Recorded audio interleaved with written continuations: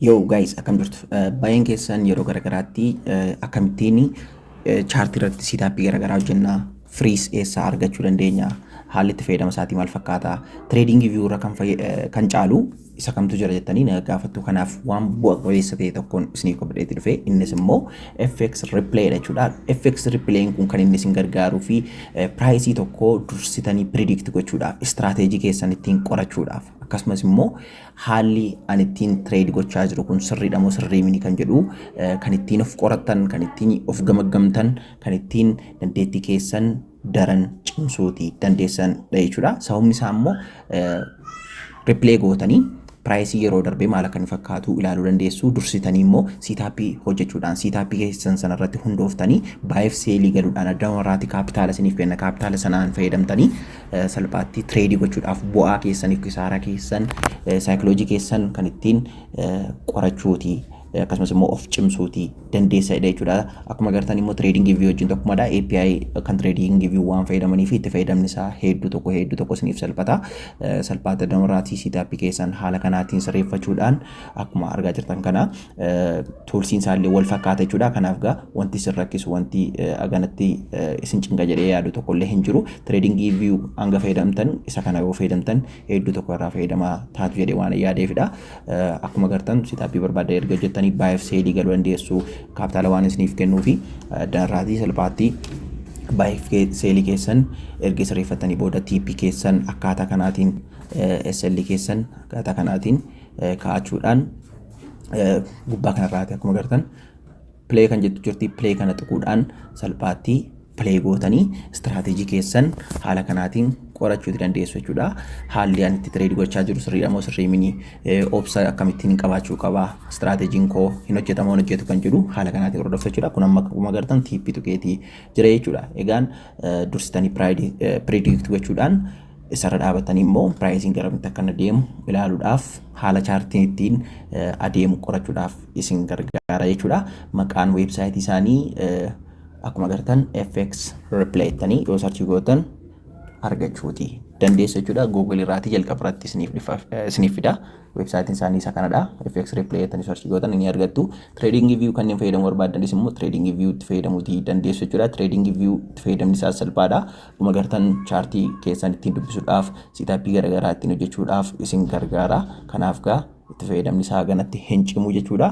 Weebsaayitii isaanii argachuudhaaf immoo kanneen hin beekne jiraachuu dandeessu waan ta'eef trading view ittanii yoo sarchii gootan jalqaba irratti kan isiniif dhufu isa kanadha jechuudha. Kanaaf gaa salphaatti weebsaayitii isaanii tradingview.com jedhurra tuquudhaan keessa seenuutii dandeessu. Itti fayyadamni isaa salphaadha. Akkaawuntii imeelii qofaa isin barbaachisa. Akka keessa seentaniin imeelii keessan register ta'uu hin dagatina.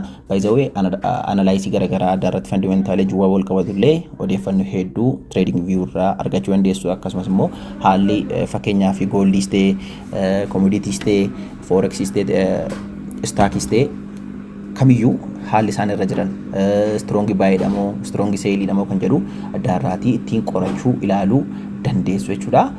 Appilikeeshiniin isaanis Play Store irra waan jiruu fi Play Store irraatii trading view jettanii buufattanii itti fayyadamuu dandeessu. Inni guddaan maalidha? FXREPLAY kun kan inni isin gargaaruuf jechuudha.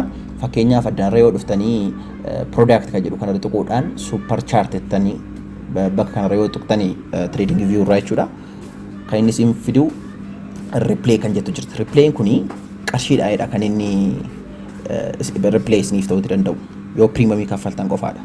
Garuu akkasin FXREPLAY fayyadamtan kan hin barbaadeef inni guddaan kana tajaajila kana tolaan argachuuti dandeessu jechuudha. Sababni isaa immoo gubbaa kanarraati play kan jettu kana tuqtanii play gochuu qofaadha. Piraayisiin garamitti akka inni deemu back test gochuu isin dandeessa jechuudha.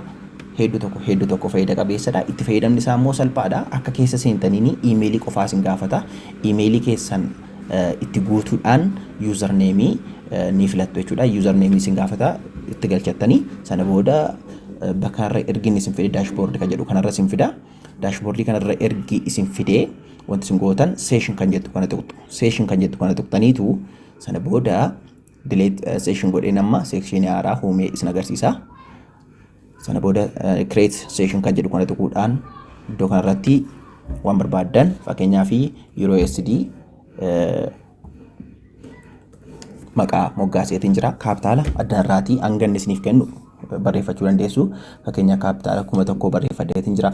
Aseetii immoo kan barbaadan sarchii gootan ergachuu dandeessu. Amma akkuma agartan USD yoon jedhe naaf fida jechuudha. Gold yoon jedhes naaf fida jechuudha. Kun akkuma agartan goldii naaf fideeti jira jechuudha. Haala kanaatiin ittiin trade gochuu dandeessu aga barbaadanii sana booda kanarra filadhaan guyyaan immoo kan isin beekuu qabdan isa gara fuulduraatti osoo hin taane baak testiidha waan ta'eef fakkeenyaaf Oktoobar 1 irraa kaasee hanga Oktoobar 10tti kan ture piraayisiin maal akka inni fakkaataa ture dursee predict gochuu nan danda'a jechuudha. Chaartii sana dursitanii ilaaltanii osoo hin taane gara boodaatti deebitanii replay gochuudhaan itti fayyadamtu jechuudha. Kun amma create session gochuudhaan maal akka inni fakkaatu deemee naqee isin agarsiisa. By the way al tokko tokko isiniin jechuu danda'a. Serverii irratti namni baay'een heddummaatee jira taanaan yeroo muraasa isin eegsisuu danda'a. Yoo PC fayyadamtan immoo irra caalaa gaariidha jedheetiin amanaa jechuudha. Amma akkuma agartan gubbaa kanarraati minitii barbaadan irra kaachuu dandeessu. Sekeondiidhaan, daqiiqaadhaan hanga 4 hawreetti ni jira.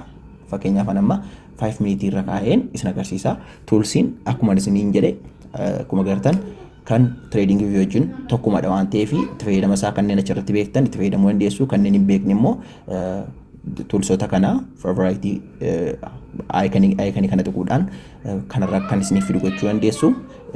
FXREPLAY irrattis itti fayyadama isaa tokkumadha jechuudha. Waan wal caaluun qaba akkuma agartan kana yoon tuqe akkasumas immoo toolsota barbaadu kana haalaan barbaadu kanaatiin ergin filadhee booda maal naaf godha jechuudhaan favorite irra naaf kaa'e jechuudha. Salphaatti akka itti fayyadamuu danda'uudhaa fi gubbaa kanarra naaf tarreessa jechuudha. Kanaaf gaa yeroo barbaadutti akkanatti filachuudhaan seelii yoon garuu barbaades seelsii taappii kunoo akkana gochuudhaan itti fayyadamuutii hin danda'a jechuudha. Amma akkuma agartan seelii fi baay'ee galeen isin agarsiisa. Seelii galeen isin agarsiisa. Kunoo sitaappii koo sirreeffadheetiin jira. Kanaaf gamaan godha baay'ee kan jettu jirti, seel kan jettu jirti jala kanarra. Lot saayizii amma barbaadan itti barreessitu. Fakkeenyaaf lot saayizii tokkoon galuu barbaade, seelii immoo baay'eedha.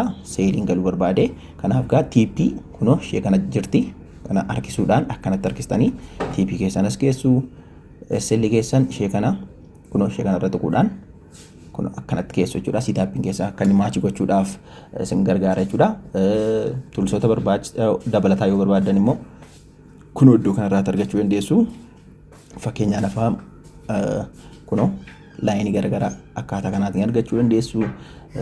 Dabalataan immoo kunoo as keessaatii Fibonacci garaagaraa argachuu dandeessu jechuudha. Fibonacci jettanii yoo sarchii gootanis isiniif ni dhufa jechuudha. Amma kunoo haala kanaatiin erga sitaappii gootee xumurtanii gubbaarraatii play kana tuquudhaan play ni gootu. Sana booda piraayisiin eessatti akka inni deemuu fi SL tuqammoo TP tuqa kan jedhu haala kanaatiin ilaaluu dandeessu. Kun akkuma agartan ergi SL koo tuquu jala ga'ee xiqqoo gada deemeeti jira. Amma immoo deemeeti jira. Piraayisii haala kanaatiin egaa strateejii keessan qorachuu dandeessu. Straateejiin keessan maal akka inni fakkaatu hangam akka inni win rate qabu salphaatti addanarraatii ilaaluutti dandeessu jechuudha. Al tokko tokko yeroo fudhata. Kanaaf gaa obsitanii amma inni konsolidate godhutti illee obsi keessan maal fakkaata kan jedhu ilaaluutii dandeessu jechuudha.